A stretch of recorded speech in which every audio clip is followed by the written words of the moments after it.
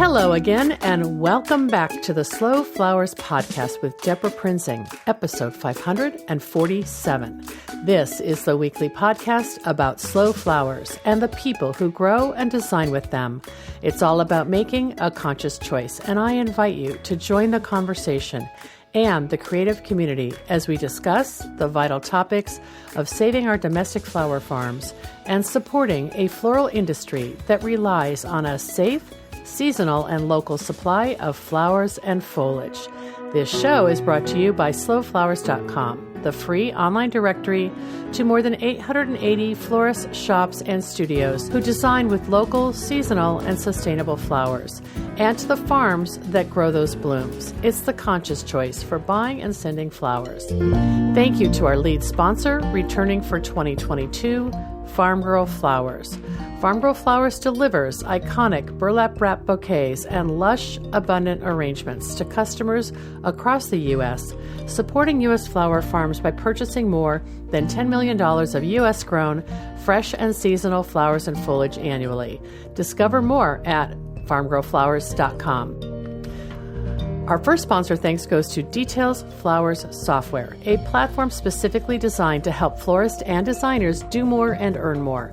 With an elegant and easy-to-use system, Details improves profitability, productivity, and organization for floral businesses of all shapes and sizes. Grow your bottom line through professional proposals and confident pricing with Details all-in-one platform. All friends of the Slow Flowers podcast will receive a 7-day free trial of Details. Learn more at detailsflowers.com. Well, I believe that springtime brings out the creativity in all of us, and even though we're still nearly a month from the start of spring, our thoughts are turning to another bountiful season of growing and design. That sentiment was abundantly clear 2 weeks ago at the 2022 Northwest Flower and Garden Festival here in Seattle. Last week, I introduced you to two Oregon farmer florists, Bethany Little of Charles Little and Company and Beth Cyphers of Crowley House Farm. Today, I have another inspiring Slow Flowers conversation to share, also recorded at the Flower Show. Adam and Jennifer O'Neill, flower farmers and designers who own PepperHarrow Farm in Winterset, Iowa, were here in Seattle to speak and teach at the Flower Show. We sat down for a conversation on the final day of that 5-day event after a whirlwind 24 hours in which Adam and Jennifer competed head-to-head in a container design competition. Listen closely to learn who won the prize ribbon. They lectured on the main stage on the topic of big flower dreams, flower farming tips for the backyard cutting garden, and they demonstrated the do-it-yourself Market Bouquet easy tips from the pros. You'll want to join our fun, flower-filled conversation recorded in the lobby of the Washington Convention Center. Apologies for the background noise. Meet Jennifer and Adam, or should I say, re-meet them as their past guests of the Slow Flowers podcast. And I'll share a link to their past episode in our show notes. You'll learn more about all the exciting 2022 flower growing news and events taking place this coming season at PepperHarrow Farm, including the forthcoming publication of Small Farm Big Dreams. Turn your flower growing passion into a successful floral enterprise, out in April. Let's jump right in and get started and welcome Jennifer and Adam O'Neill.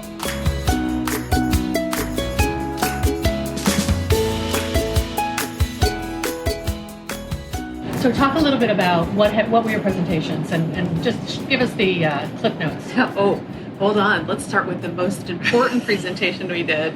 Oh, the winning. We did Container Wars. So Adam and I versed each other. He's still a little salty. We versed each other and made container gardens. And we have the same color of containers, and we put together a beautiful display. And yes, my display won. Adam's still having a hard time getting over it. I'm sorry, honey. I'm sorry. It was the pink. I thought you both did such a great job, and we'll try to show a little clip of that. I thought his looked great too, and I tried to tell him, but he thinks I'm placating him at this point. They really did look good. No, yesterday Jim was like, mine was just more garden. Yours was just like more street corner. So. I did not mean that in a derogatory way. I said his looked like they were professionally landscaped. Yeah. Like he's Yeah, traditionally trained, so it makes sense. I'm just a gardener. He's traditionally landscape trained. Yeah. He worked for a landscape It looked more artist. architectural, Adam. Yeah, Yeah. it did. It did. Yeah. It looked incredible. I loved his. And then during that, there was a lot of banter back and forth with questions from the audience. I'm just glad he didn't throw dirt at me. That's what he was telling me all along that he was going to do, is like throw dirt over at me. I never saw it happen. No, I was good.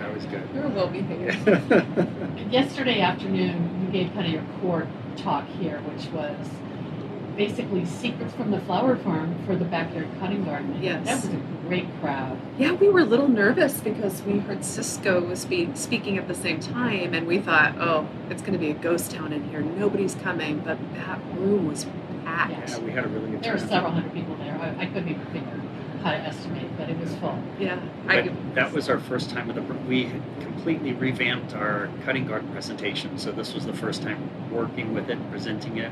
I think it went really well. I thought it was fantastic, and of course I've been mired in a good way, steeped I should say, in the manuscript of Small Farm Big Dreams.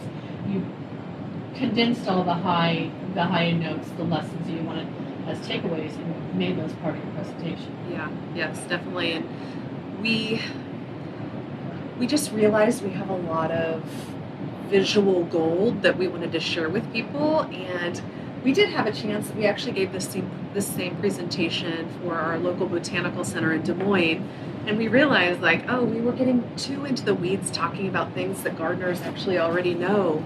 We need to stick to these really high-level topics because most gardeners know what to do when it comes to soil preparation. We spent too much time with soil. Yeah. So we spent more Less time. soil, more flowers. Yeah, more flowers always. So we spent more time in this presentation, like talking about bouquet combinations and showing our farm and the types of flowers we grow and giving practical flower farming tips for people who just have flowers in their cutting garden in their backyard. Yeah, and just kind of practical things too that I was really impressed with, and which I also really like about the book, which is, your observations of how people respond to color from spring through fall. And like you say it, but then when you are showing your actual designs using flowers for those seasons, and maybe talking about green-centered versus brown-centered sunflowers, I think that helps people understand where you're going and why it's important. I think so. There were a lot of, we could actually see from being up on the stage, a lot of people were taking pictures of some of our combos, and yeah, you could see that aha moment when we were talking about doing design-driven flower farming and seasonality of color, and how, not only do our customers react to it, they were like, oh yeah, I do too. You could see them like, oh yeah, that's true. And it blended well with teaching succession planning. Oh, so with the great. Seasonality with the successions, it worked really well. Well, talking about tips from the pros, I thought that was another really important tip, and you broke it down by whatever zone you're in. Just start with your last frost date. Yes. And go forward through the whole season, right? Yeah, we work to make it zone agnostic the way we teach it, and basically it's planting our seedlings at frost date, 4 weeks after frost date, and 8 weeks after frost date. So that gives us 3 successions for the year.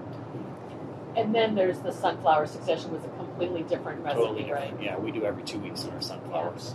No, I thought that was really good. There were a lot of people holding their iPhones and iPads up and taking shots of your presentation just so they would remember things. Yes. So that's a compliment. I thought so. I was like, yes, please take pictures. This is like validating the things that I'm saying. Yeah. Somebody did come up to us after the succession part, though, and they were like, they asked us specifically, so those 3 successions you're planting out, are those the color combinations that you were talking to us about? Pastel in spring and brights in summer, and then the autumnal. I was like, yes, exactly. So they caught on to it, but we forgot to go back and kind of reiterate that back. But they caught on and they came up and asked afterwards. You'll put that in your next YouTube video. Yeah, there you go.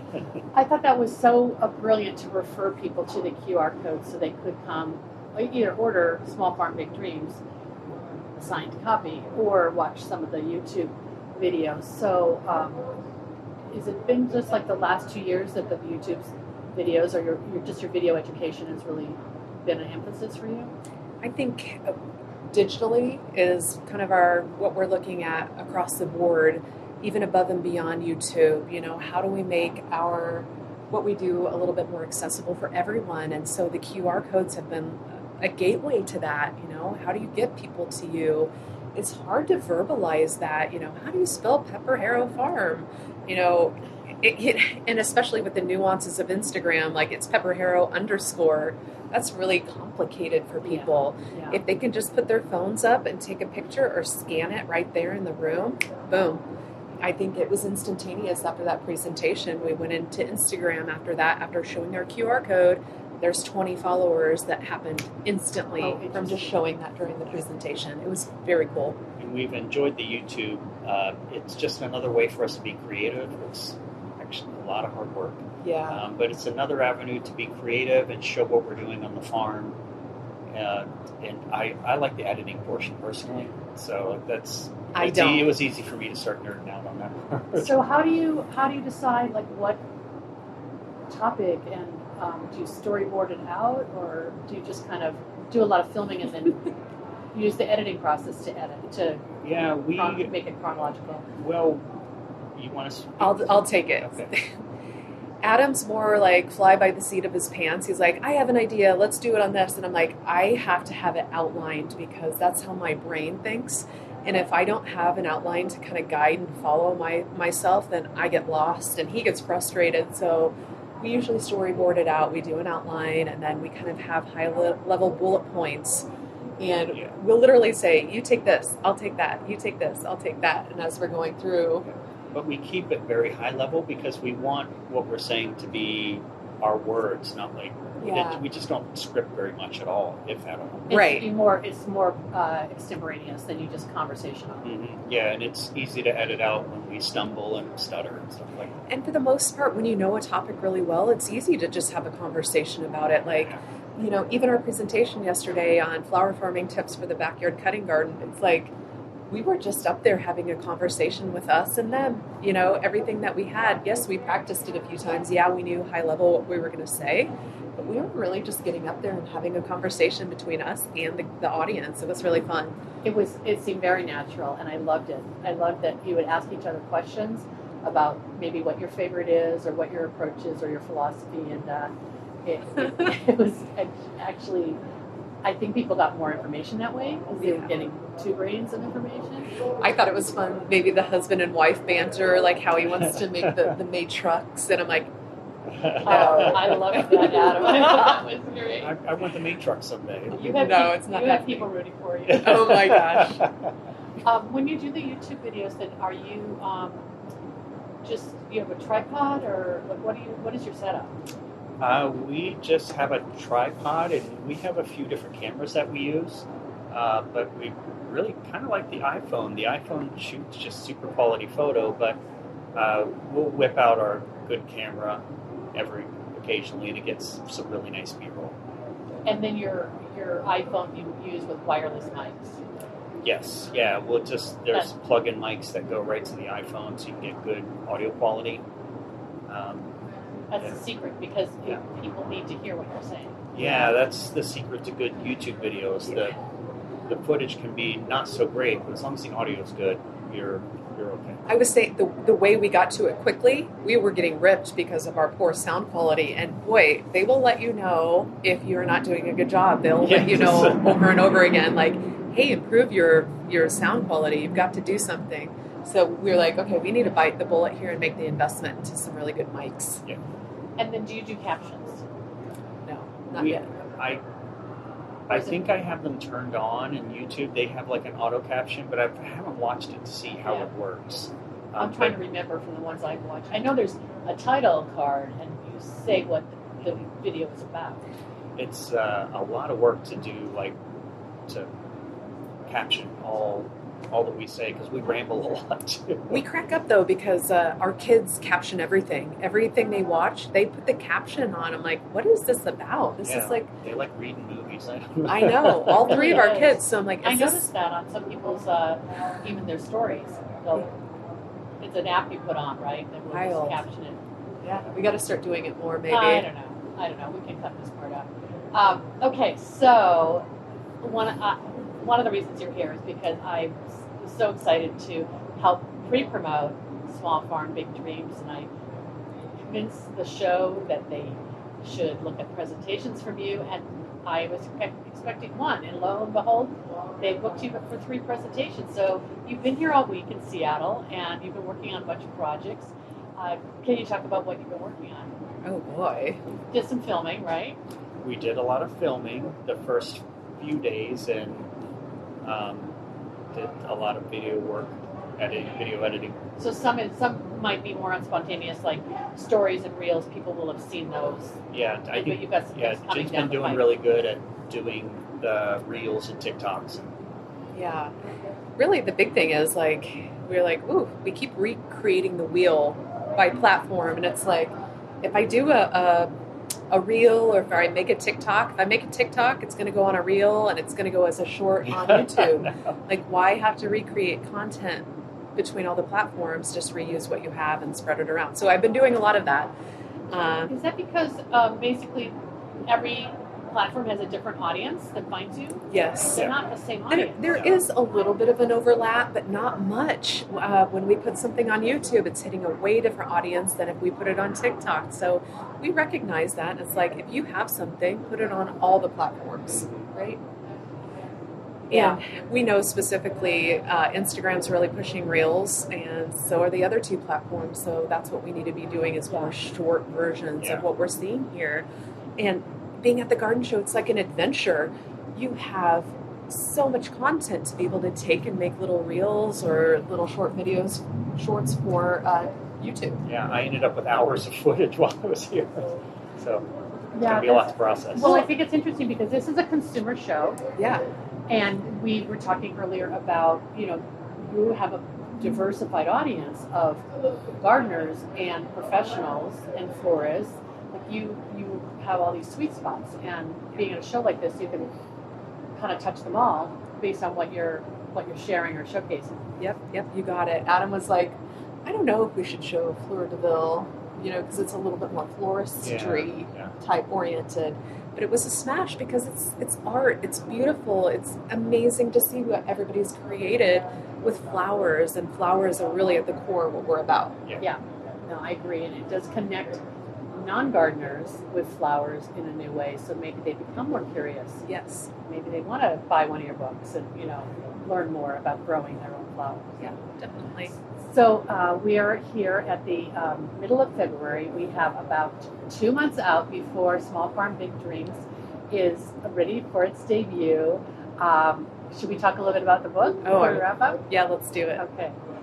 This has been such a joy to work with you both, and to see how you want to talk about knowledge building, all the knowledge you have, and put it into basically an artifact that people can have and hold, kind of as a companion to everything else you've been doing.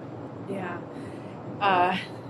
I very much felt like that. And it was actually hard to take all of our information and condense it down into a consumable way. Yeah. But I think the big thing is we wanted to take the knowledge that we had and really make it easy for people, whether it's a flower farmer who's been in business for 11 years like us, or if it's somebody new starting out on their journey, or if it's even just a backyard gardener who's looking to grow a few blooms to put together to enjoy in their home. We really wanted it to be a wide audience that we hit, and have it, pared down a little bit so that we're not so technical that it reads like, we want it readable. a scientific journal or something like that. We really wanted it to be user-friendly and put it forth in a way that people really could consume and understand. Yeah, and I think you definitely hit all the marks, because the first chapter, the knowledge building, it really does cover a lot of the essential, building blocks that you have to know if you're going to have healthy soil, if you're going to have, analyze your site and prepare to grow. Yeah, but we really didn't want to get too down on the weeds. It is there to help for people who don't know anything, but for those that do know stuff, hopefully there's a few tips in for them too, where they can, I didn't think about doing that, or that's what they're doing. Right.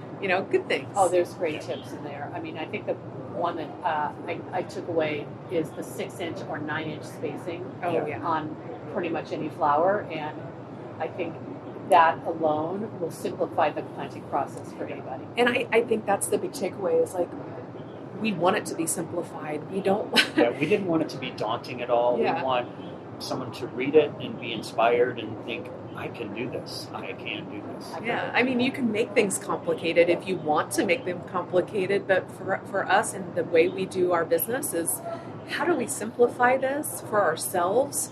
And now that we've simplified a lot of the things we do, like, how do we share that with others, you know? Like, let's make it as simple as possible. That's how it should be. I remember talking about that with you when we started first started planning Small Farm Big Dreams. We didn't even have a title for it yet, but it was this idea that it was important to both of you to demystify a lot of these heavy obligatory rules that you're a failure if you don't follow, and you're just like, toss those out the window. Yeah. You know, let's be light and have fun. Otherwise, it's not worth doing. Toss it out the window and keep growing. Keep growing. Yeah. I think you can classify people in two different categories. There are those people like me. I was calling it renegade flower farming, which is why I was cracking up. It's not really renegade flower farming, but it's either that you're in the boat where you're like, okay, you know, I either follow this. You have your rule followers or you have your non-rule followers that are looking for the simple, easiest way to like achieve the end goal. That's me. That's the category I'm in. What's the easiest, simplest path to achieve what I'm looking to do? And then those who are like, I will only follow what's on this back of the seed pack. And I'm like, I'm over here. A lot of people over here. We got to find some common ground in the middle and maybe teach a little both ways. Yeah. I think that really comes across in the, I think it's the second chapter about how to know what to plant, right? Yeah. Like that's the other thing that, you know, people can go crazy buying in the seed catalog and overbuy and then feel frustrated because they can't get to it all. You just kind of like, let's start here. One thing at a time. Yeah.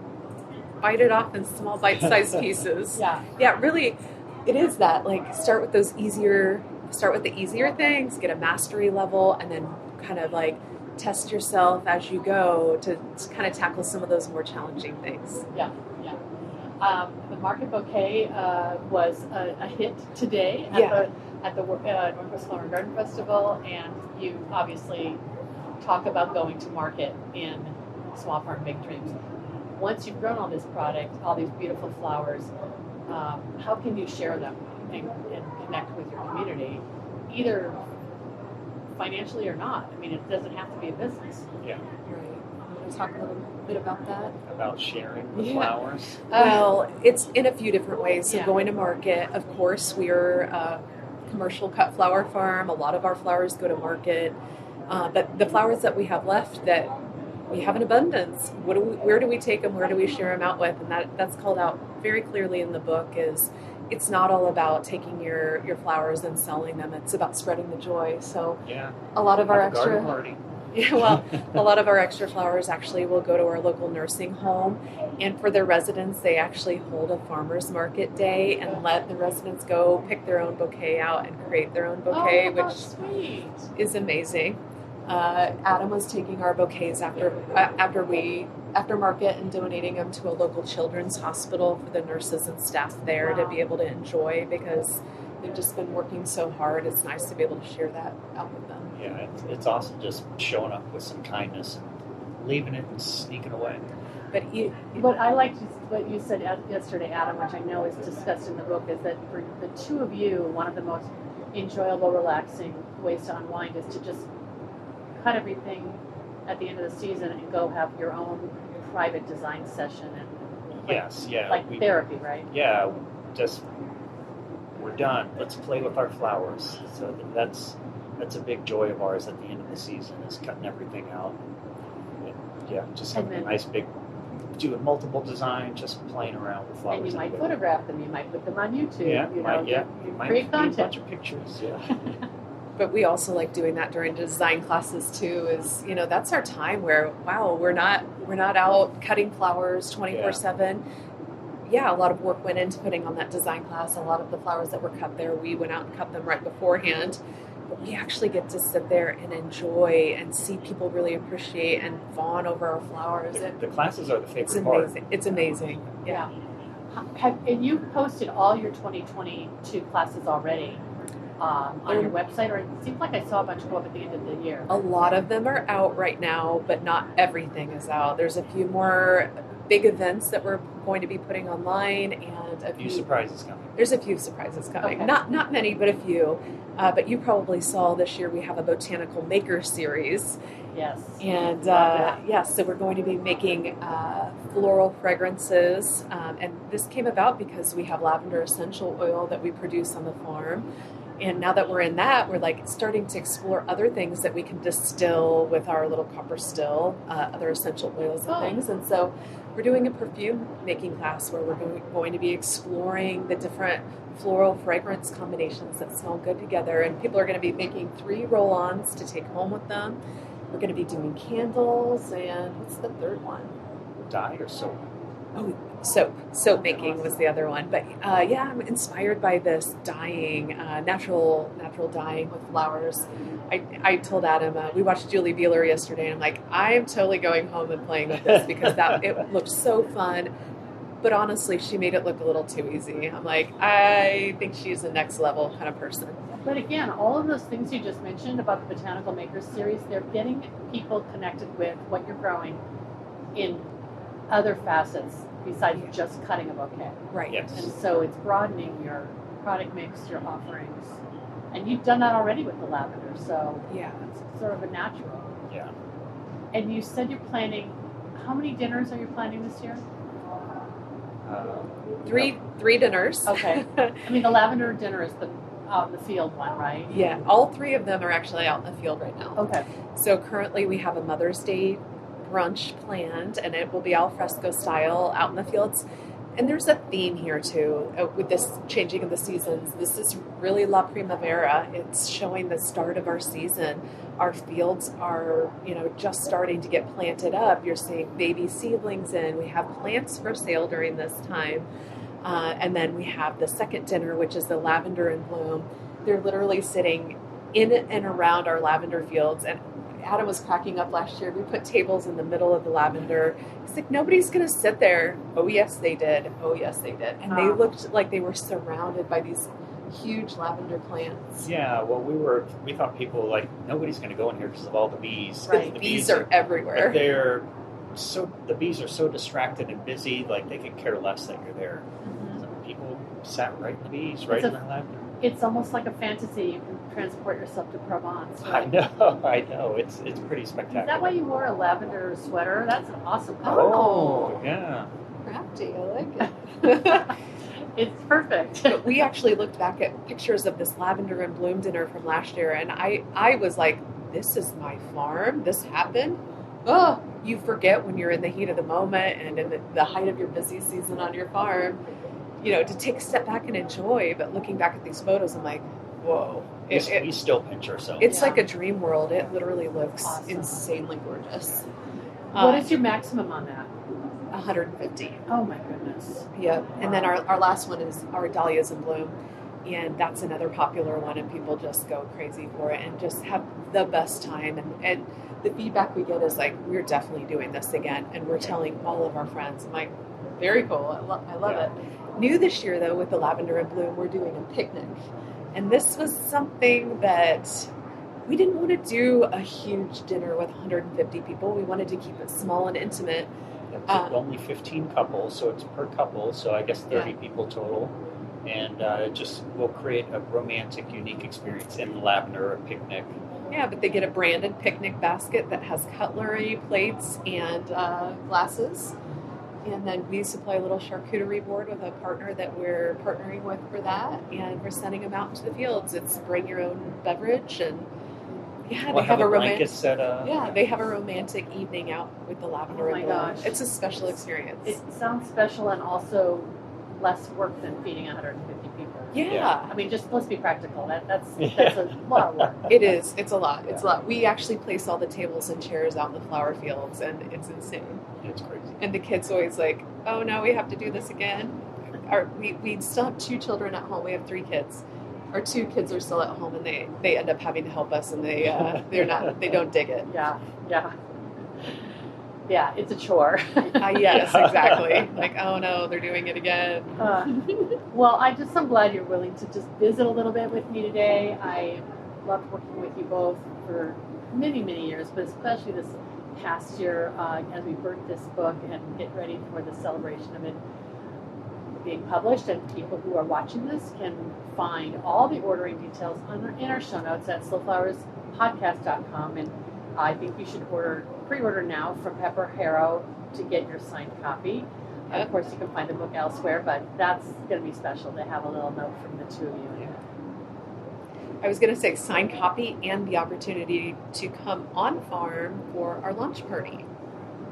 And you're thinking that's going to be May 1st? Yes, May 1st is the date for that. We don't have a time yet. We better work on that. Yeah, we better. It felt like that was so far away, and now here we are just a few months away. Well, I want to be part of that, so I hope I can come out for that. It would be so wonderful. I would love that. Thanks so much for everything, you guys. You've been so great this week representing. It's just been awesomely representing Slow Flowers, representing Bloom Imprint, representing all that you're doing, and kind of connecting with a new audience. We've got this whole fan base now. Thanks to your uncle and aunt living there. Oh my gosh, that was so fun. What a special opportunity. I love them dearly. And like I said, my uncle's the guy who got me into growing dahlias. And I'm like, got to pay homage to him. Like, he started it all for us, dahlia-wise. That's awesome. Yeah. That's really neat. They got to see you in action. Yeah. Oh gosh. And they posted tons of photos on social media, and everybody's going crazy. I love it so much. It's so great. The family got to see it. Yep, the extended family, and everybody's getting involved in it. That's neat. Yeah. Okay. Well, anything else you want to add before we wrap up? No, I want to thank you for taking good care of us, and for all of the people who checked us out here.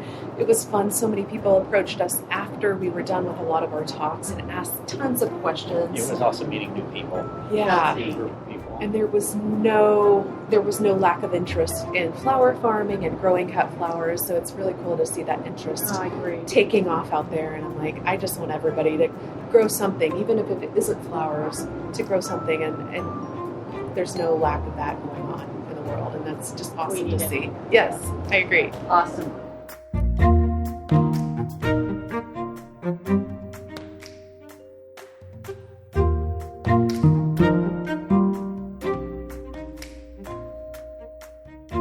Thank you so much for joining us today. Visit slowflowerspodcast.com to find the show notes for episode 547, where you can watch the replay video of today's interview and find bonus video from Jen and Adam's do-it-yourself Market Bouquet presentation. You might learn a thing or two. And of course, you'll find the link to pre-order the book, Small Farm, Big Dreams. Our next sponsor thanks goes to Cal Flowers, the leading floral trade association in California, providing valuable transportation and other benefits to flower growers and the entire floral supply chain in California and 48 other states. The association is a leader in bringing fresh-cut flowers to the U.S. market and in promoting the benefits of flowers to new generations of American consumers. Learn more at cafgs.org. We just dropped the March 2022 Slow Flowers newsletter, and if you missed it, you can find the link in today's show notes at slowflowerspodcast.com, again for episode 547. Highlights include the debut of our beautiful new 2022 American Flowers Week branding, which includes illustrations and free social media badges. You'll also find details about our March 11th member meetup, introducing the author of and many of the creatives featured in the pages of the new book, Black Flora, plus a new Sustainable Sympathy Flowers survey you'll want to complete because it will inform future content for our members. We've compiled all the floral news that's important to know, and I hope you'll find it useful. Our final sponsor thanks goes to Store It Cold, creators of the revolutionary CoolBot system. Save thousands when you build your own walk-in cooler with the CoolBot and a simple air conditioner. If you don't have time to build your own, they also have turnkey units available. Learn more at storeitcold.com. Thanks so much for joining us today. The Slow Flowers podcast is a member-supported endeavor, downloaded more than 821,000 times by listeners like you. Thank you for listening, commenting, and sharing. It means so much. As our movement gains more supporters and more passionate participants who believe in the importance of our domestic cut flower industry, The momentum is contagious. I know you feel it too. If you're new to our weekly show and our long-running podcast, check out all of our resources at slowflowerssociety.com and consider making a donation to sustain Slow Flowers' ongoing advocacy, education, and outreach activities. You can find the donate button in the column to the right at slowflowerspodcast.com. I'm Deborah Prinzing, host and producer of The Slow Flowers Show and the Slow Flowers Podcast. The Slow Flowers Podcast is engineered and edited by Andrew Brenlin. The content and opinions expressed here are either mine alone or those of my guests alone, independent of any podcast sponsor or other person, company, or organization. Next week, you're invited to join me in putting more slow flowers on the table, one stem, one vase at a time. I'll see you then.